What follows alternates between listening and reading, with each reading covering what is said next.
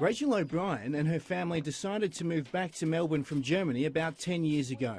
After living in rental homes with her husband and twin boys since then, Miss O'Brien says she's fed up with the state's tenancy laws. You need to have that security, especially if you've got family and I'm not working. You know, there's only one income, and it's terrifying to think that maybe, you know, we will have to move in 12 months.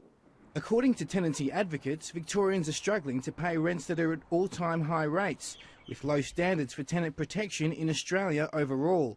For example, in Germany, rent increases are capped at 20% every 3 years, while rent in Victoria have no cap and can go up every 6 months. And leases usually need to be renewed every year. But Germany, among other European countries, has infinite lease agreements. If there's notice to vacate in Germany, time given varies according to how long the tenant has lived at the address. Here, 60 days notice is standard. And tenants can be evicted from their homes if their owner wishes to sell the property.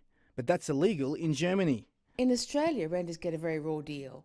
In most developed countries in the world, tenancy protections are significantly greater than they are in Australia. Tenants advocates are now calling for a government review of the Rental Tenancies Act to focus primarily on giving better protection to long-term renters and ending what they say is a bias towards property investors. So while you've got more people reliant on the private rental market in particular to provide for that basic need for shelter, housing, the law is still very weak.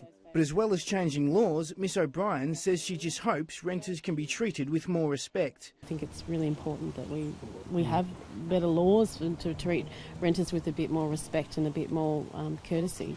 The review process is set to be complete early next year. Elias Kluwer, ABC News, Melbourne.